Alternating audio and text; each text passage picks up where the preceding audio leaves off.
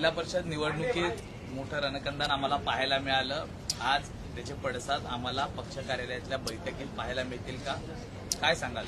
काय घटना घडलेल्या? आता जवळजवळ आपल्या सर्व माध्यमांचे साताऱ्यामध्ये जे प्रतिनिधी होते त्यांनी ते सगळं वृत्तांकन जिल्हा परिषद सातारच्या अध्यक्ष उपाध्यक्ष निवडणुकीच्या प्रक्रियेतलं पाहिलेलं आहे.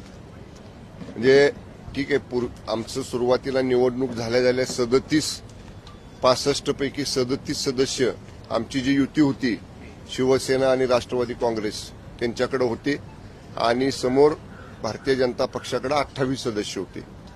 त्यामुळं एवढं चांगलं बहुमत आमचं असताना त्यांनी बऱ्याच काही गोष्टी उलटापालटी केल्या. शिवसेनेच्या चिन्हावर निवडून आलेल्या 2 सदस्यांना त्यांनी नेलं, राष्ट्रवादी काँग्रेस पक्षाच्या घड्याळ चिन्हावर निवडून आलेल्या 2 सदस्यांना नेलं. 37 वरनं आम्ही 33 वर आलो आणि ते 32 वर राहिले. पण तरी सुद्धा मतदानाला जाताना एका गाडीतनं आम्ही 33 सदस्य हे हेडकाउंट आमच्या बैठकीमध्ये घेऊन आम्ही मतदानासाठी गेलो. आपल्याला सगळ्यांना माहिती आहे, एक खोटा गुन्हा म्हणजे जे सदस्य राष्ट्रवादी काँग्रेसचे आमच्याबरोबर होते आहेत त्यांचंच अपहरण झालं अशी खोटी तक्रार त्यांच्या मुलावर दबाव टाकून त्याच्याकडनं घेतली आणि कुणी अपहरण केलं तर आमच्याच 2 सदस्यांनी केलं की ते दोन्ही सदस्य आमच्याबरोबर होते. बरं, अगदी मी म्हणतो पोलिसांना अपहरण केलेल्या सदस्यांना आरोप असलेल्या समजा खोटा आरोप असलेल्या सदस्यांना ताब्यात घ्यायचं होतं तर आमची जिथं पार्टी मिटिंग चालू होती ज्या हॉटेलवर तिथं खाली पोलीस होते ना साध्या वेशातले, पण तिथं नाही घेतलं का? तर तिथं 1000-2000 शिवसैनिक राष्ट्रवादीचे कार्यकर्ते खाली होते आणि बरोबर मतदान कक्ष 5-10 मीटरवर राहिला. मी तिथं होतो, मंत्री महोदय मकरंद पाटील होते, आमदार शशिकांत शिंदे होते, खासदार नितीन पाटील काका होते. अक्षरशः आमच्याशी पोलिसांनी साध्या वेशातल्या झटापटी केली. म्हणजे 10 पोलीस मला ओढत होते, 2 ह्या दंडाला, 2 त्या दंडाला, 2 पायाला, 2 कमरेला. म्हणजे जे सदस्य माझ्याबरोबर सांगत होते की आम्हाला आज जायचंय मतदानाला, एका बाजूला 302 मधले आरोपी जे जेलमध्ये असतात त्यांना आपण मतदानासाठी कुठलंही मतदान असू द्या आणतो मतदानाच्या ठिकाणी, आणि इथं मतदानाला निघालेले 2 सदस्य आमच्या जवळनं अगदी आम्हाला धक्काबुक्की करून मला लागलं सुद्धा. त्या दिवशी जखम झाली. खासदार नितीन काका पाटील पडले खाली, आमदार मकरंद पाटलांना धक्काबुक्की झाली. म्हणजे मंत्री महोदय मकरंद पाटलांना, म्हणजे 2 मंत्री, 1 आमदार, 1 खासदार. पोलीस अक्षरशः म्हणजे काय शब्द नाहीत त्या पोलिसांच्या कृतीबद्दल बोलायला. आणि त्यामुळे हे सगळं प्रकरण पाहिल्यानंतर आज शिवसेना पक्षाच्या विधिमंडळ शिवसेना पक्षाची बैठक या ठिकाणी आता 9:30 वाजता होते आहे. सगळा वृत्तांत जे घडलं ते मी स्वतः बैठकीमध्ये मांडेन. माननीय एकनाथजी शिंदे साहेब त्या बैठकीमध्ये असतील आणि मग त्याच्यावरती पक्षाच्या आमदारांचं मत विचारात घेऊन त्याच्या बाबतीतला पुढील निर्णय आम्ही घेऊ. सर्वात महत्वाचा प्रश्न हा होता की अध्यक्ष झालेल्या आहेत त्या भारतीय जनता पार्टीच्या म्हणजेच महेश शिंदेच्या पत्नी झालेल्या आहेत. महेश शिंदेच्या भूमिकेसंदर्भात आपलं नेमकं मत काय? महेश शिंदे नेमके कुणाचे, शिवसेनेचे की भाजपचे, असा सवाल आता उपस्थित होतो. आता बघा, मी पहिल्यापासून सांगतोय, सौभाग्यवती प्रियाताई शिंदे ज्या आमदार महेश शिंदे साहेबांच्या सौभाग्यवती आहेत त्या भारतीय जनता पक्षाच्या तिकिटावर निवडून आल्या. त्या भारतीय जनता पक्षाच्या प्रदेश कार्यकारिणीच्या उपाध्यक्ष आहेत. पण जे 2 सदस्य शिवसेनेच्या चिन्हावर निवडून आले महेश शिंदे साहेबांच्या मतदारसंघातले, ज्यांना एबी फॉर्म शिवसेनेनं दिला, त्या 2 सदस्यांना जसं उमेदवारी जाहीर झाली अध्यक्षपदाची तसं ते सदस्य त्यांना आमदार महेश शिंदे साहेबांच्या लोकांनी घेऊन गेले. म्हणजे मग एका बाजूला पक्षाच्या सदस्यांना न्यायचं काय कारण? समजा त्यांच्या मान्य सौभाग्यवती भाजपच्या चिन्हावर निवडून आल्या होत्या, त्यांच्याबद्दल आमचं काय दुमत नव्हतं, ठीक आहे, त्या आल्या निवडून. पण शिवसेनेच्या चिन्हावरच्या सदस्यांना नेऊन त्यांना भाजपच्या जिथं भाजपचे सदस्य सभागृहात बसले होते त्यांच्या बाजूला बसून त्यांनी सरळ व्हीपचं उल्लंघन केलेलं आहे. त्या दोन्ही सदस्यांनी भाजपच्या बाजूने हात वर केला. त्यामुळे आता ही भूमिका जगजाहीर आहे आमदार महेश शिंदे साहेबांची. पण आता मी त्याच्यावर बोलणं योग्य नाही. मी त्याच्यावर बोलणं योग्य नाही. आम्ही आजच्या पक्षाच्या बैठकीत मांडू आणि मग पक्षाचे वरिष्ठ नेते ह्याच्यावर निर्णय घेतील. पक्षांतर्गत कारवाई होणार का? कारण जबाबदारी त्या निवडणुकीची आपल्यावर होती. महेश शिंदे शिवसेनेचे आमदार आहेत आणि पक्षाच्या विरोधात जाऊन आमचे जे कायदेशीर सल्लागार आहेत त्यांना ज्या 2 सदस्यांनी व्हीपचं उल्लंघन केलेलं आहे जिल्हा परिषद सदस्यांनी त्यांच्यावरती कारवाई सुरू करण्याच्या सूचना मी दिलेल्या आहेत.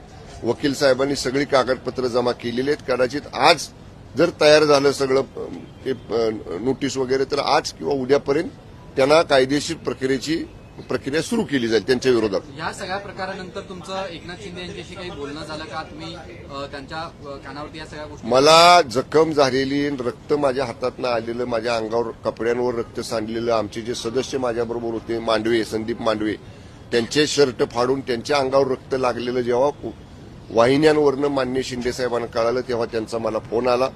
त्यांनी मला सांगितलं स्वतःची काळजी घ्या. एवढं जर लागलं असेल तर त्याच्यावर उपचार करा.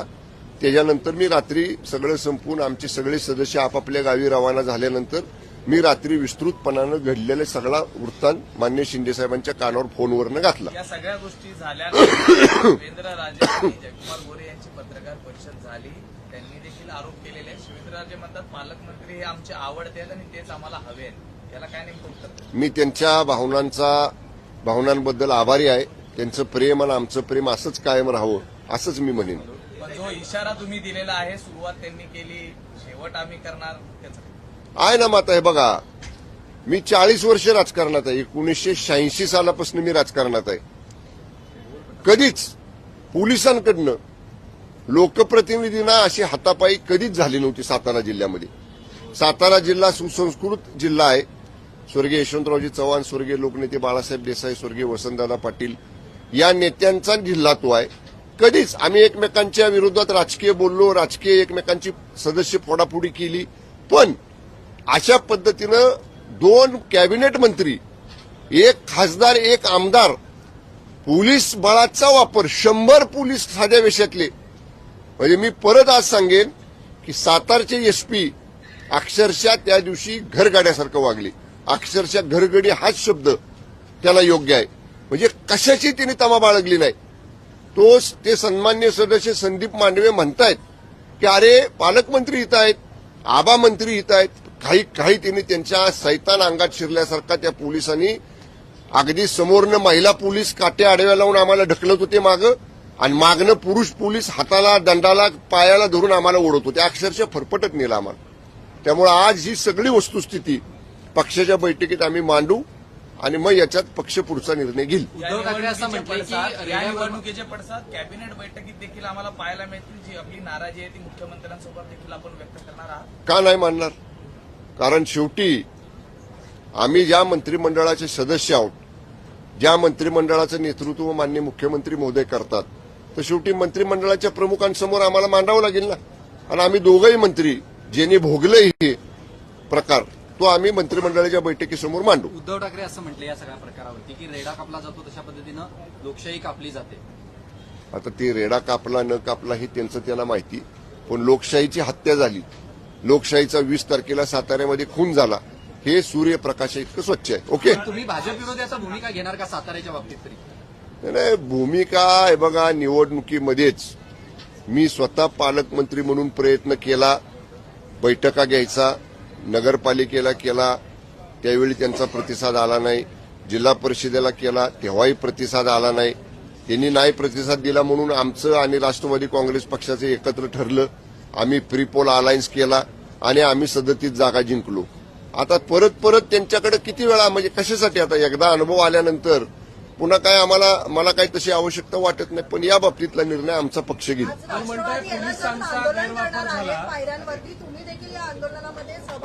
हो, आम्ही भोगलोय ना. शेवटी कसं आहे मॅडम, जो भोगतो त्याला कळतं. आज काय परिस्थिती माझी आहे. 3 दिवस झाले एवढं प्रचंड ते मुक्कामार लागलेला आहे आम्हाला दोघांनाही. आता ह्या गोष्टी खरं माध्यमांपुढे बोलणं योग्य नाही. पण ठीक आहे, जे भोगलंय ते लोकांनाही समाजालाही कळलं पाहिजे ना. अत्यंत जिल्ह्यामध्ये तीव्र भावना आहेत. जिल्ह्यामधल्या सगळ्या राष्ट्रवादीचे कार्यकर्ते, इव्हन काँग्रेसचे कार्यकर्ते, आरपीआयचे कार्यकर्ते, हे सगळे कार्यकर्ते एवढे तीव्र याच्याबद्दलच्या भावना आहेत. केवळ आता मी, मकरंदाबा, शशिकांत शिंदे साहेब आम्ही मुंबईत असल्यामुळेच कार्यकर्ते शांत आहेत. एकदा अधिवेशन संपून आम्ही गावाकडे गेलो की याच्या बाबतीतला उद्रेक तुम्हाला नक्की बघायला मिळेल. भाजपच्या लोकप्रतिनिधींकडून पोलीस बळाचा गैरवापर झाला असं तुम्ही म्हणताय, पण गृहमंत्र्यांकडे किंवा मुख्यमंत्र्यांकडे याची तक्रार करणार आहे. मानणार ना बैठकीमध्ये कॅबिनेटच्या. आम्ही मंत्रिमंडळ बैठक व्हायचीच वाट बघतोय. जेव्हा मंत्रिमंडळाची बैठक होईल तेव्हा त्या मंत्रिमंडळाच्या बैठकीमध्ये शिकवेन. जर मला आणि माननीय मकरंदाबांना माननीय मुख्यमंत्र्यांनी संधी दिली बोलायची तर जरूर आम्ही ह्या सगळा इतिवृत्तांत माननीय मुख्यमंत्र्यांच्या आणि संपूर्ण मंत्रिमंडळाच्या कानावर घालू. विरोधक आज सभागृहामध्ये महायुतीमध्ये या एकंदरीत जिल्हा परिषदेच्या आणि पंचायत समितीच्या निवडणुका लढल्या गेल्या. तुम्ही महायुतीच्या समन्वय समितीचे सदस्य पण आहात, पण अशा प्रकारे हाताला जखम म्हणा किंवा पोलिसांची अशी अरेरावी कुठेतरी बाहेरून अदृश्य शक्ती काम करत होती या निवडणुकीमध्ये. अहो, समोरनच शक्ती बघितली पोलिसांची आम्ही. पोलीस आता काय तुम्हाला सांगू साहेब, एक व्यक्ती माझ्यासारखा, बरं माझी शरीरयष्टी बघा, इतका साधा सुद्धा माणूस मी, काय असं धनदांगडा बी नाही. 10 पोलीस ओढतात, हे अजून दुखतंय. ही तर 4 जणांनी धरलं दोन्ही बाजूला आणि फरफटत नेलं.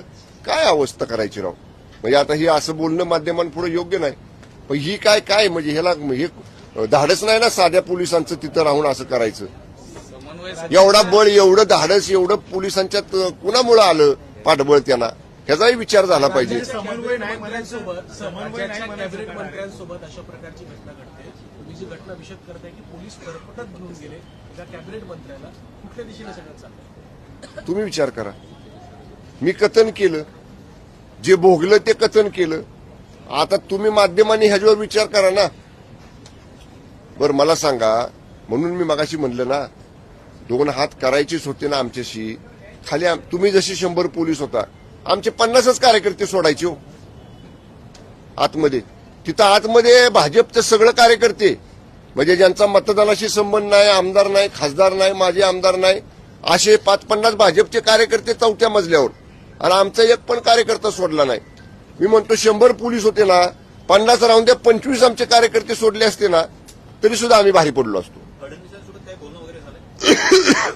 अजून नाही झालेलं. समन्वय राहणार आहे का महायुतीमध्ये? आता बघू, आमची बैठक आहे आता. समन्वय आम्ही बघा, मी तुम्हाला स्पष्ट सांगतो, मी जे माझ्या पोटात असतं ते ओटात असतं. मी माझ्या तीव्र भावना मी आमच्या पक्षाच्या बैठकीमध्ये आता मांडणार आहे. त्यामुळे आमचे सगळे आमदार बैठकीमध्ये ठरवतील काय निर्णय घ्यायचा तो. समन्वय समितीची बैठक नेमकी कधी होणार, त्यात हा पुन्हा मुद्दा येणार का? कारण समन्वय राहावं यासाठी देखील आपण त्या समितीत आहात.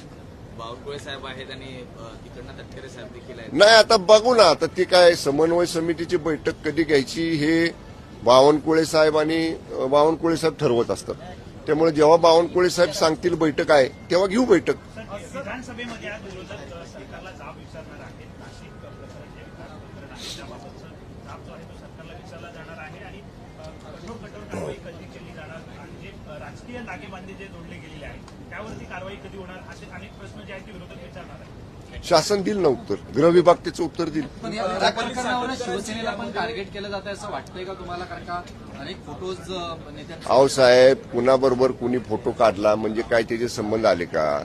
आता लोकप्रतिनिधी असतात, आमदार असतात, खासदार असतात, मंत्री असतात, कार्यकर्ते आग्रह करतात ह्या मंदिरात चला, त्या मंदिरात चला. एखाद्या मंदिरात गेल्यानंतर तिथं कोणतरी महाराज असतात, कोणतरी गुरु असतात बसलेले. कार्यकर्ता म्हणतात बाबा हे असे महाराज आहेत, आपली भेट होती, फोटो काढतो, निघून जातो आपण. आपल्याला काय माहिती त्यांची बॅकग्राऊंड काय आहे ते. ठीक आहे, मला बैठकीला जायचं.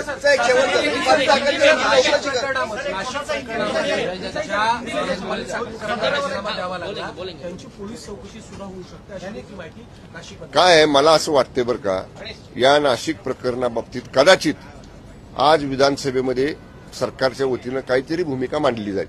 मला माहित नाही त्याचं कारण, हा गृह विभागाशी निगडीत विषय आहे. पण कदाचित या बाबतीत सरकार आपली भूमिका किंवा सरकारचं काय धोरण आहे किंवा सरकार काय करणार आहे या बाबतीत कदाचित विधानसभेमध्ये सरकार भूमिका मांडेल. हिंदी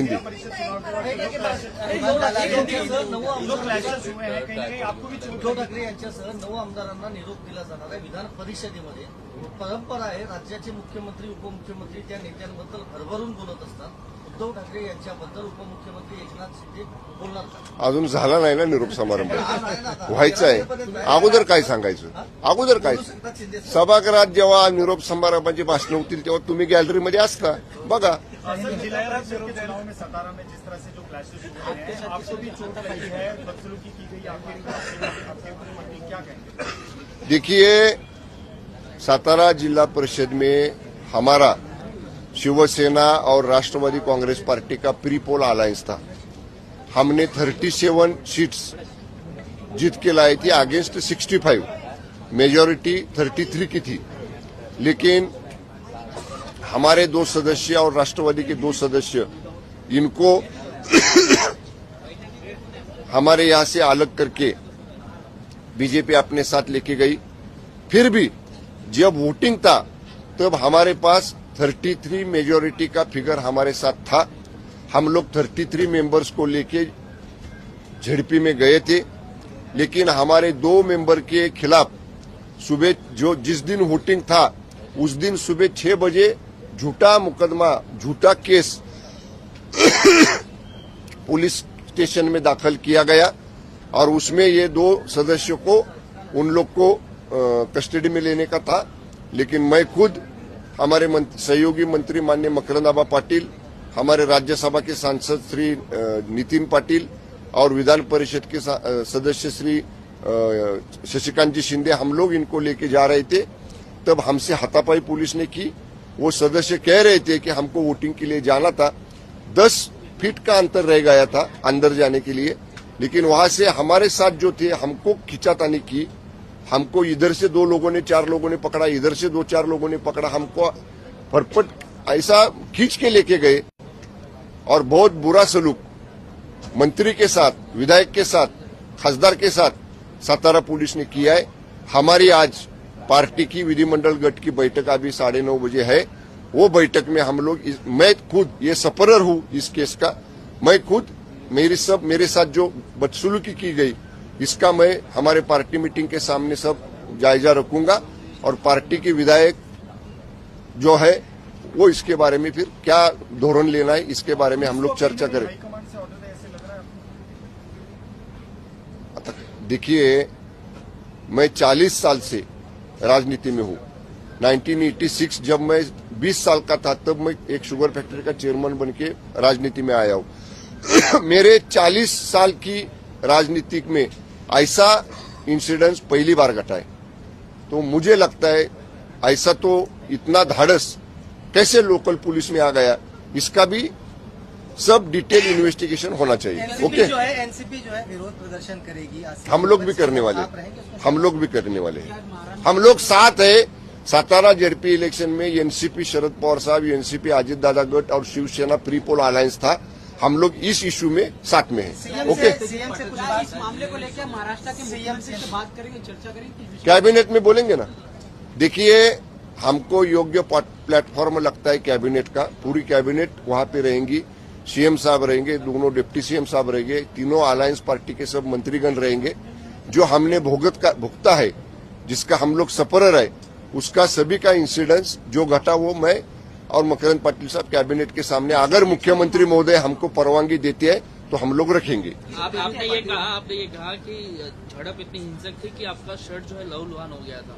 वो किस तरीके से पूरा वाकया जरा बताइए. नहीं, मुझे मालूम नहीं था क्या लगा मुझे. जब वहां से हम लोग बाजू में आए तो मेरे शर्ट पे खून था, हाथ से खून आ रहा था. तो मेरा जो बॉडीगार्ड था उसने मुझे रुमाल निकाल के दिया. वो मैंने ऐसा पकड़ के रखा, फिर भी वो नहीं रुक रहा था. इसलिए उधर के लोकल डॉक्टरों को बुलाया और उन्होंने उधर बैंडेज किया और वहां फिर वो खून रुक गया. हादसे को लेकर के महायुति में कोई असमंजस अब दिखाई देगा, क्योंकि अगर सरकार की तरफ से कोई ठोस कदम नहीं उठाया गया? देखिए, हम लोग तो अभी बात करेंगे. निर्णय तो वरिष्ठों को लेने का है. हम लोग बात करेंगे, देखेंगे वरिष्ठ लोग क्या करते हैं. हाँ, एक मिनिट. काय पेरलं त्याला विचारा ना, काय पेरलं. सत्यजित पाटणकरांना म्हणा, ह्याच्यात तुम्ही कुठंच नव्हता. एक सदस्य आहे तुमचा म्हणा जिल्हा परिषदेचा पाटण तालुक्यातला, तो घेऊन बसा. तुम्हाला तालुक्यातनं व्हाईट वॉश दिलाय.